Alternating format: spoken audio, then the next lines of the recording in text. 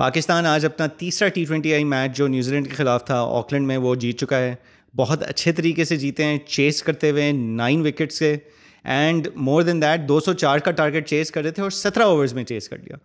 तो ये तो बहुत ही कोई यूनिक चीज़ हो गई फॉर पाकिस्तानी फैंस स्पेशली, क्योंकि हम तो इस तरह की बैटिंग के यूज टू नहीं हैं T20 में, इतनी फास्ट पेस की batting. Huge congratulations to the team for a very good match, very good victory and to the fans, क्योंकि आई थिंक टीम से ज़्यादा फैंस को इस तरह की एक विक्ट्री की बहुत सख्त ज़रूरत थी।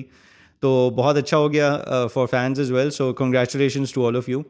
मैच के ऊपर अगर हम बात करें तो देखें, पहली बात तो ये ऑकलैंड जो कि जिस तरह का ग्राउंड है और जिस तरह के उसके डायमेंशंस हैं और जो इसकी हिस्ट्री रही है, इसमें scoring is much easier. It is a favourable ground for batsman.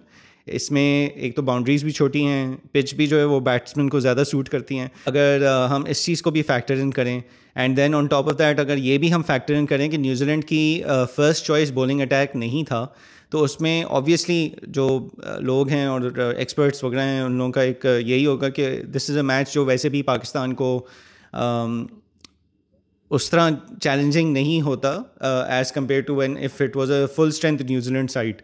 तो ये बातें तो सही है, लेकिन डिस्पाइट दैट मेरा ख्याल है 17 ओवर में 204 बना के चेस करना, 9 विकेटों से जीतना, ये भी कंसिडर करते हुए कि हमारे कोई ओपनर्स एक्सपीरियंस्ड ओपनर्स नहीं थे, वो भी न्यू यंग ओपनर्स हैं और यंग टीम थी। और जो हसन नवाज़ है ओपनर, उसके तो पहला पाकिस्तान का टूर है, तीसरा ही T20 मैच था, तीसरा इंटरनेशनल मैच था। तो इक्वली बैलेंस्ड हुआ मेरे ख्याल से मुकाबला। तो उस लिहाज से तो मेरे ख्याल से all credit goes to them, the way they've managed to win and the way they've come out बहुत कॉन्फिडेंस के साथ और अच्छे इंटेंट के साथ बैटिंग की और ग्राउंड का बहुत अच्छा फ़ायदा उठाया कि जिस तरह का ग्राउंड था उसमें they were able to pull it of.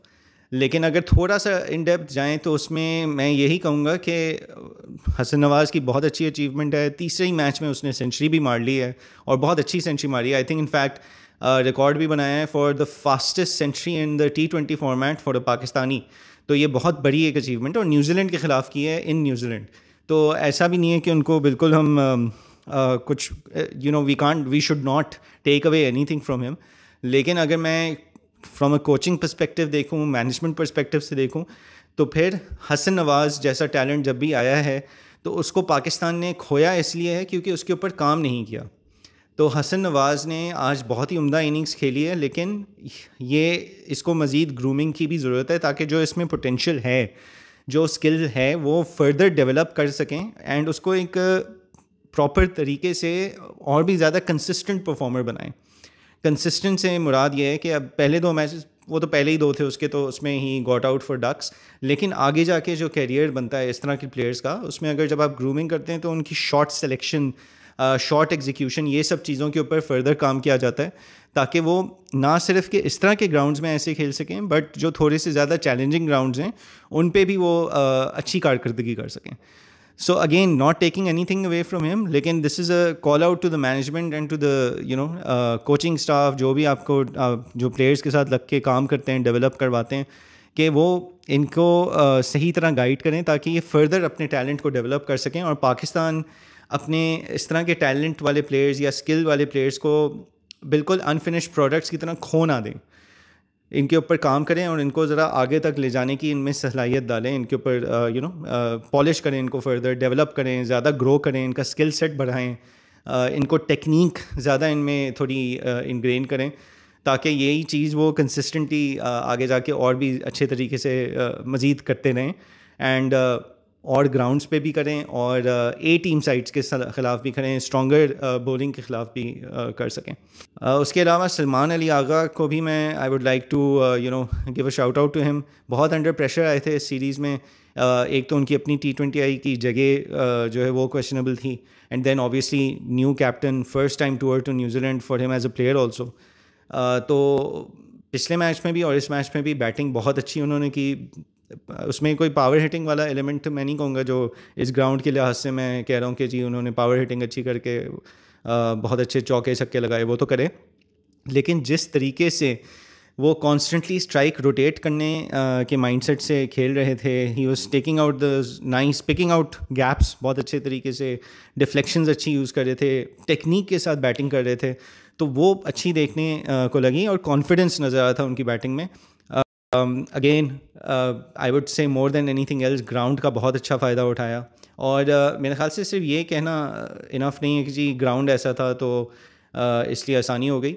कभी कभार ये भी होता है कि जो ग्राउंड और कंडीशंस हैं उनका फ़ायदा हम लोग नहीं उठा सक रहे होते, और ये काफ़ी दफ़ा हमने देखा है हमारी टीम में भी, रीसेंट पास्ट में भी आप देख लें एंड हिस्ट्री में भी रहे कि जो कंडीशंस होती हैं कभी कभार हमारी टीम उसका फ़ायदा नहीं उठाती क्योंकि वो उस तरह खेलती नहीं है। They are not able to play the kind of cricket जो उस तरह के ग्राउंड या उस तरह की कंडीशंस में रिक्वायर्ड होता है। Of course that doesn't mean कि आप वाइल्ड स्लैशिंग करें जो अभी भी काफ़ी नज़र आया था, लेकिन टेक्निक के साथ कॉन्फिडेंट शॉट्स खेलें, अग्रेसिव शॉट्स। इसके अलावा बॉलिंग पे अगर आ जाएं तो मार्कस चैपमैन नामी एक बंदा जो पहले भी पाकिस्तान को काफ़ी दफ़ा डुबा चुका है, उसने बहुत ही कोई ख़तरनाक किस्म की 90 रन्स की इनिंग्स खेल ली थी और हमारी बॉलिंग को काफ़ी हद तक जो है all over the ground dispatch कर चुका था। बट थैंकफुली आज हारिस ने थोड़ी बेहतर बॉलिंग कराई, शाहीन ने पहले 2 मैचेस से बेहतर बॉलिंग कराई। थोड़ा सा हमने बीच में आके जो है ना मामला थोड़ा सा बॉलिंग ने पुल बैक कर लिया था, वरना ये लग रहा था कि स्कोर आराम से 230 तक लेकर चले जाएंगे जिस पेस से न्यूजीलैंड जा रहा था at one point. In between Abrar ने भी जो है 2 कंसेक्यूटिव विकेट्स निकाल ली, तो वो उससे भी एक थोड़ा मोमेंटम न्यूजीलैंड का जो है वो एकदम से हॉल्ट हो गया और जो स्कोरिंग रेट है उसमें डिप आ गया था फॉर एटलीस्ट 2-3 ओवर्स। तो उससे बड़ा फ़र्क पड़ गया और बहुत फ़ायदा हो गया पाकिस्तान को कि वो जो ये अब 204 पे इन्होंने रिस्ट्रिक्ट किया था ये ईज़िली 230 तक जा सकता था। तो I think they were able to save at least, और कुछ भी नहीं तो 20 रन तो बिल्कुल बचा लिए। तो थोड़ा सा उनको भी कमेंट करता हूँ। अदरवाइज़ दिस ग्राउंड एंड जिस तरह की पिच थी इसमें बॉलर्स के लिए कुछ ख़ास था नहीं, अनलेस बॉलर्स जो हैं वो लाइन लेंथ और डिसिप्लिन के साथ बॉलिंग कराते रहें।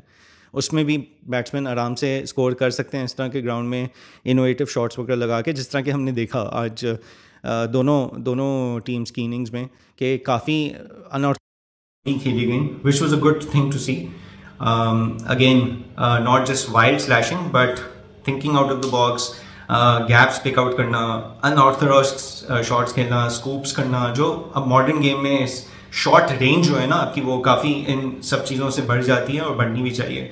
These are the kind of things जो हमें फर्दर अपनी बैट्समैन के डीएनए में जो है वो कल्चर में डालनी होगी, not just in the international team but starting from the domestic setup.